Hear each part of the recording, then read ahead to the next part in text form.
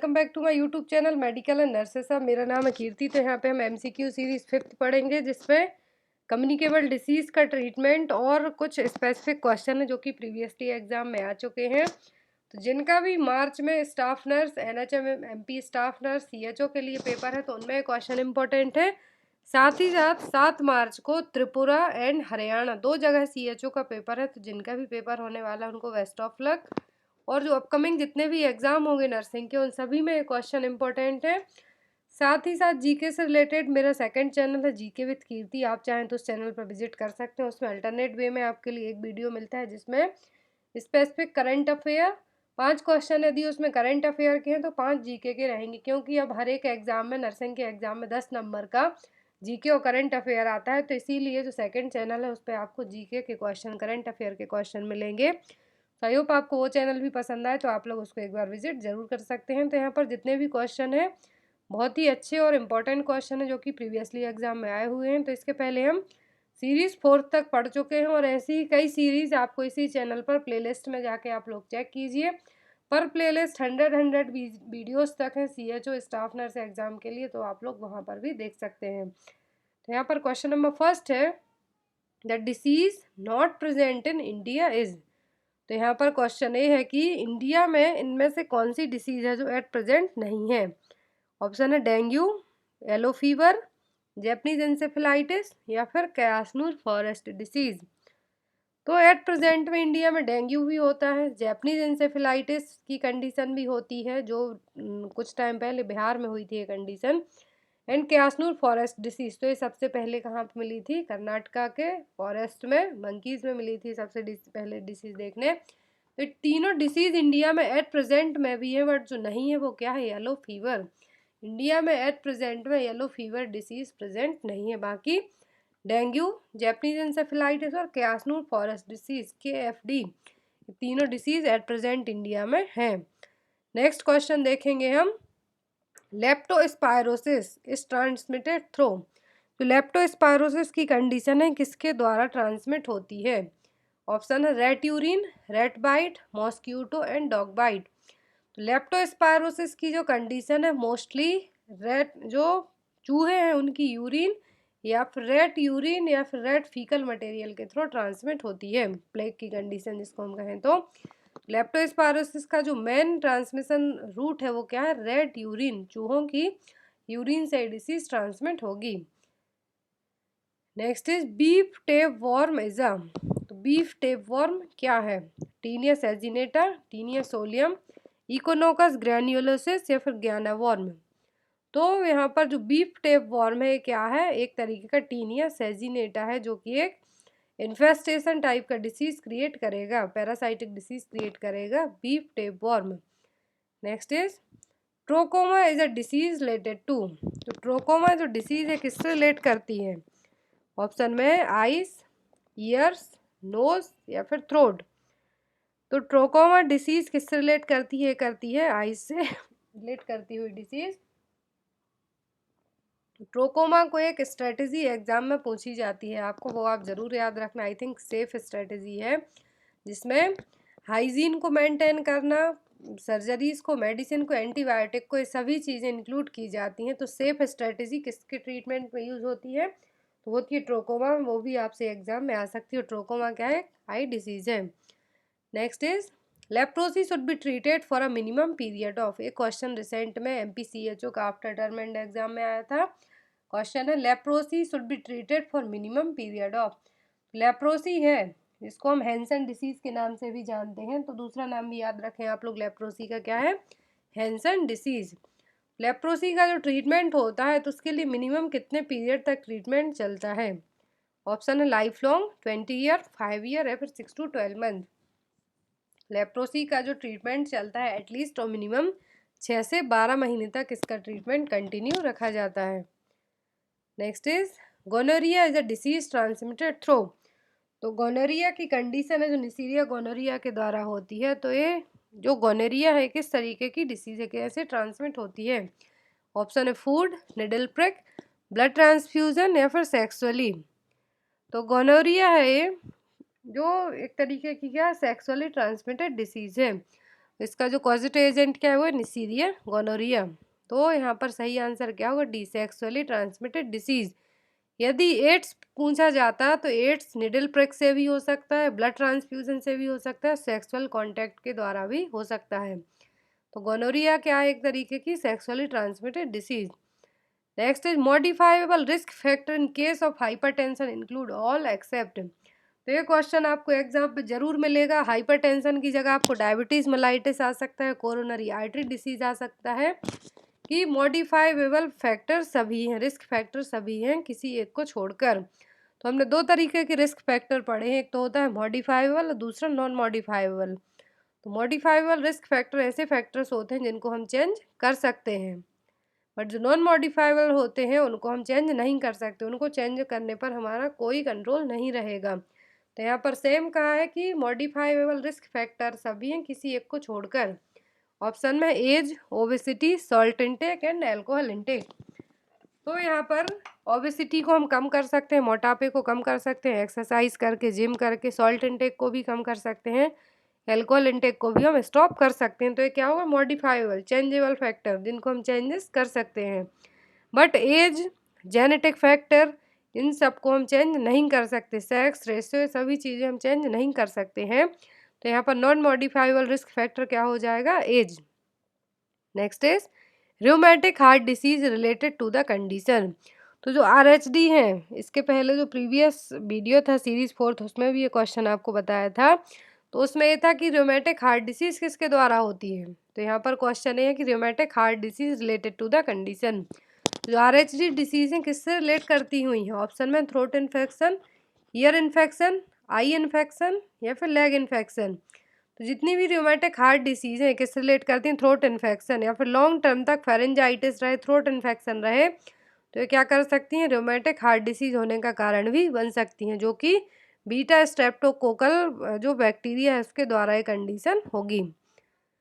Next is goitre is related to the gland. तो goitre की condition किससे relate करती है, किस ग्लैंड से, ग्रंथि से रिलेट करती है। ऑप्शन है पैंक्रियास, थायराइड, पैरोटिड या फिर एड्रिनल। तो जो ग्वाइटर की कंडीशन है किस रिलेट करती है, ये करती है थायराइड से। पैंक्रियाज किस रिलेट करेगी, ये करेगी डायबिटिक मेलाइटिस से यदि आपसे पूछा जाता है। और पैरोटिड ग्लैंड किस में इन्फेक्ट होगी, मम्प्स की कंडीशन में। तो यहाँ पर आपको याद रखना है ग्वाइटर किससे रिलेट करता है, थायराइड से। Next is diabetes is cause due to deficiency of. तो डायबिटीज की कंडीशन है, मधुमेह की कंडीशन है, शुगर की कंडीशन है, तो किसकी कमी के कारण होगी ये कंडीशन। ऑप्शन में इंसुलिन, पैटेलिन, थायरॉक्सिन या फिर ग्लूकागोन।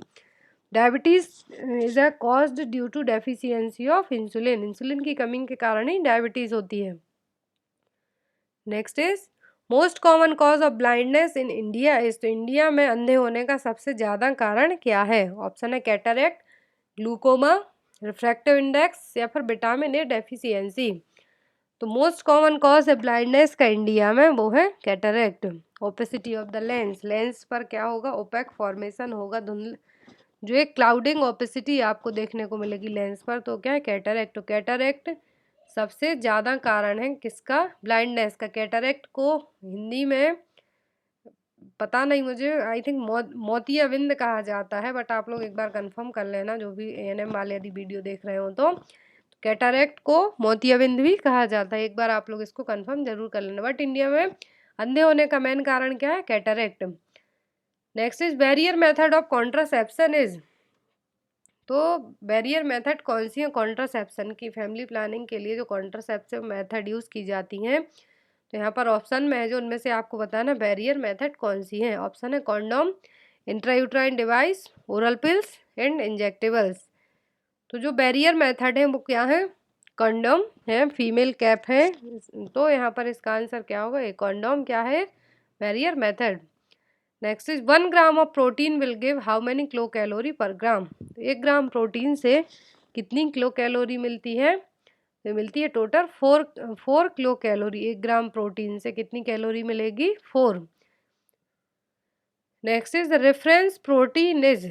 तो इनमें से आपको बताना है रेफरेंस प्रोटीन कौन सा है। ऑप्शन है एग, मिल्क, मीट या फिर फिश। रेफरेंस प्रोटीन कौन सा है, एग, जिससे सबसे ज़्यादा प्रोटीन मिलेगा एग से। Next limiting amino acid in pluses, तो दो तरीके के लिमिटिंग अमीनो एसिड होते हैं, बट यहाँ पर पूछा है इन प्लस में क्या है। ऑप्शन है लाइसिन, थ्योरोडिन, मेथियोनिन या फिर वैलिन। तो थ्योरोनिन और मेथियोनिन दोनों लिमिटिंग अमीनो एसिड हैं, बट इन प्लस में पूछा है तो क्या, methionine. Next is the amount of protein required by an adult, Indian adult is how many gram protein पर किलोग्राम बॉडी वेट। तो पर केजी बॉडी वेट के हिसाब से एक इंडियन एडल्ट में कितने ग्राम प्रोटीन की ज़रूरत पड़ेगी। ऑप्शन है 0.5, 1, 5 या फिर 10।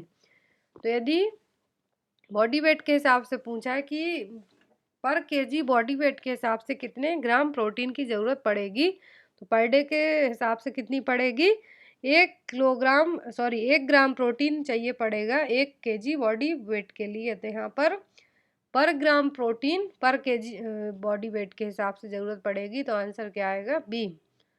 नेक्स्ट है saturated fatty acid are all except, तो यहाँ पर सभी सैचुरेटेड फैटी एसिड हैं किसी एक को छोड़कर। ऑप्शन है लॉरिक, पाल्मेटिक, स्टेरिक या फिर ओलियक। तो सैचुरेटेड फैटी एसिड इनमें से कौन सा नहीं है, तो वह ओलियक।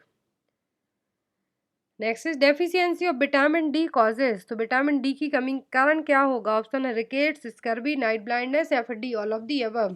तो विटामिन डी की कमी के कारण जो कंडीशन होगी, बच्चों में पूछे तो रिकेट्स होगी, बड़ों में पूछे तो ऑस्टियोमलेशिया होगी।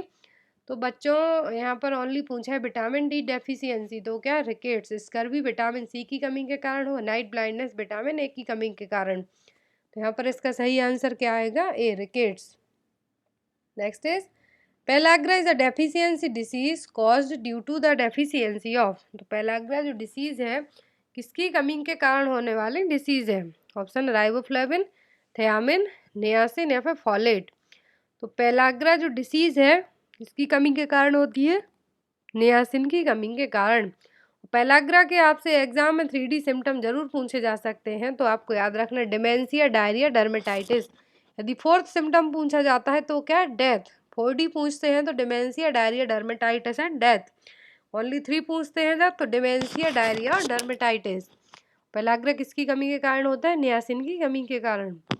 Next is rich source of vitamin A is, vitamin A का सबसे अच्छा सोर्स क्या है। ऑप्शन में राइप पपाया, मतलब कि कच्चा पपाया, कच्चा पपीता, ripe mango, green leafy vegetables या फिर D all of the above. तो विटामिन ए के सभी सबसे अच्छे सोर्स हैं कच्चा पपीता, कच्चा आम और हरी सब्जियां। Next is the mineral that is associated with anaemia is, इनमें से कौन सा मिनरल है जो एनीमिया की कंडीशन से रिलेट करेगा। ऑप्शन है कैल्शियम, आयरन, मैग्नीशियम या फिर सोडियम। तो जो मिनरल है एनीमिया की कंडीशन से रिलेट करेगा वो क्या है, वो है आयरन, क्योंकि आयरन की कमी के कारण ही एनीमिया होगा। Next is infection primarily of animal that can be transmitted through milk is all except. यहाँ पर क्वेश्चन है कि सभी इन्फेक्शन प्राइमरली एनिमल के द्वारा, इन्फेक्टेड एनिमल के द्वारा ट्रांसमिट होंगे, जो कि मिल्क के इनका क्या होगा, ट्रांसमिशन रूट बनेगा। सभी होंगे बट किसी एक को छोड़कर। ऑप्शन है ट्यूबरक्लोसिस, ब्रूसेलोसिस, क्यू फीवर या फिर मलेरिया। तो इन्फेक्शन क्या है यहाँ पर, infection primarily of animal, basically animal से मिल्क के द्वारा ह्यूमन में ट्रांसमिट होंगे, तो सभी हैं किसी एक को छोड़कर। तो क्या है, ब्रूसेलोसिस, जो कि ट्रांसमिट नहीं होगा। Next is the addition of colouring agent to food is called, colouring agent का किसी फूड में मिलाना क्या कहलाएगा। ऑप्शन है food additives, food adulteration, food fortification और D none of the above. Colouring agent का फूड में मिलाना क्या कहलाता है, food additives. Next is as per the mid day meal programme the meal should supply at least what of the total energy requirement. Mid day meal programme के तहत total energy requirement का कितना फूड सप्लाई किया जाता है। Option है 1/3, 1/4, 1/2 या फिर 3/4। तो जो मिड डे मील प्रोग्राम के तहत मील की सप्लाई की जाती है, टोटल एनर्जी की कितनी ज़रूरत के, 1/3 के अकॉर्डिंग है जो सप्लाई की जाती है। At least 1/3 of the total energy provide करवाई जाती है मिड डे मील प्रोग्राम के तहत। Next is the type of learning relating to skill is, तो ऐसी लर्निंग जो स्किल को भी रिलेट करे, तो ऑप्शन है कॉग्निटिव, अफेक्टिव, साइकोमोटर या फिर D all of the above. तो type of learning relating to skill है, क्या है, ये psychomotor learning. Next is the average population of a village in India is estimated to be. तो एक एवरेज जो पॉपुलेशन है वो एक विलेज में इंडिया की कितनी पॉपुलेशन रहती है, एक गांव में इंडिया के एवरेज कितनी पॉपुलेशन रहती है। ऑप्शन है 5,000, 2,500, 1,500 या फिर 550। तो एक विलेज में, इंडिया के सभी विलेज को यहाँ पर एवरेज पॉपुलेशन बताई जा रही है, ना कि किसी एक गांव की। तो एवरेज पॉपुलेशन कितनी होती है पर गांव में, तो होती है 550 पॉपुलेशन रहेगी। Next is the amount of bleaching powder required to disinfect 1,000 litre of water is. 1,000 litre पानी को डिसइंफेक्ट करने के लिए कितने ब्लीचिंग पाउडर की ज़रूरत पड़ेगी। ऑप्शन में 1.5 ग्राम, 2.5 ग्राम, 3.5 ग्राम या 4.5 ग्राम। तो 1,000 लीटर पानी को डिसइंफेक्ट करने के लिए कितना ब्लीचिंग पाउडर चाहिए पड़ेगा, 2.5 grams. Next is hardness of water can be caused due to. तो वाटर की जो हार्डनेस है किसके द्वारा होगी। ऑप्शन है क्लोराइड्स, सल्फेट, नाइट्रेट्स या फिर डी ऑल ऑफ दी एवम। तो यहाँ पर हार्डनेस ऑफ वाटर का कॉज पूछा है, तो क्या हो सकता है, तो वो होगा ऑल ऑफ दी एवम, इन सभी के कारण। यदि हार्डनेस ऑफ वाटर को रिमूव करना है, कैसे करेंगे, बॉइलिंग के द्वारा। यदि क्वेश्चन आपको आता है कि हार्डनेस ऑफ वाटर को कैसे रिमूव करेंगे, आप वाटर की जो हार्डनेस है उसको कैसे ठीक करेंगे, तो बॉयल करके। यदि कॉज पूछा जाता है तो क्लोराइड, सल्फेट, नाइट्रेट सभी हो सकते हैं। Next is free and combined chlorine in water can B determining using. तो वाटर में जो फ्री और कंबाइंड क्लोरीन है उसको हम कैसे डिटरमाइन करेंगे, कौन सा टेस्ट परफॉर्म करेंगे जिससे वाटर की फ्री और कंबाइंड क्लोरीन को कंफर्म कर सकते हैं कि कितना फ्री क्लोरीन है और कितनी कंबाइंड क्लोरीन। ऑप्शन है orthotolidine test, methylene blue test, phosphate test या फिर ऑल ऑफ दी अबव। तो फ्री और कंबाइंड क्लोरीन को अलग अलग करने के लिए वाटर में जो टेस्ट यूज़ किया जाता है वो ऑर्थोटोलिडिन टेस्ट। ये क्वेश्चन भी बहुत बार अलग अलग नर्सिंग एग्जाम में आ चुका है ऑर्थोटोलिडिन टेस्ट को लेके। Next is in a house window area should be at least what of the floor area. तो एक हाउस में विंडो एरिया है जो फ्लोर एरिया से कितना ऊंचा होना चाहिए। ऑप्शन 120, 110, 1/5 या फिर हाफ। तो एटलीस्ट कितना होना चाहिए, 1/5। विंडो एरिया है जो फ्लोर एरिया से 1/5 तक होना चाहिए।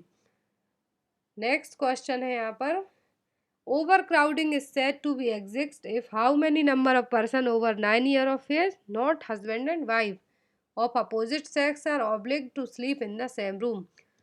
ओवर क्राउडिंग, भीड़, ज़्यादा भीड़ कब कही जाएगी, जब कितने से ज़्यादा लोग रह रहे हो, वो भी 9 साल से ऊपर की एज की, लेकिन उसमें हस्बैंड वाइफ इंक्लूड ना हो और अपोजिट सेक्स हो, एक गर्ल और एक बॉय, तब उनको क्या कहा जाएगा, ओवर क्राउडिंग कहा जाएगा। वो सभी लोग एक ही रूम में सो रहे हों। ऑप्शन है 2, 3, 4 एंड 5। तो यहाँ पर ओवर क्राउडिंग कब कही जाएगी, जब दो exist if 2 number of person over 9 year of age not husband and wife. तो दो लोग सो रहे हों, कहाँ पर, जिनकी एज कितनी हो, 9 साल से ज़्यादा हो, बट हस्बैंड वाइफ ना हो, वो भी अपोजिट सेक्स के हों और सेम रूम में सो रहे हों, तो कंडीशन क्या कहलाएगी, ओवर क्राउडिंग। तो गाइज ये थे यहाँ पर most important question series 5th में। नेक्स्ट सीरीज रहेगी तो उसमें 50 क्वेश्चन रहेंगे, जो कि आज ही रात में या फिर कल मॉर्निंग में आपको मिल जाएगी। तो उस जो नेक्स्ट सीरीज रहेगी उसमें फार्मा के और जो स्पेसिफिक डिसीज़ के स्पेसिफिक सिम्टम है उसको लेके रहेगी। तो आई होप आपको ये वीडियो भी अच्छा लगा, तो लाइक ज़रूर करना। Thank you for watching us, bye bye.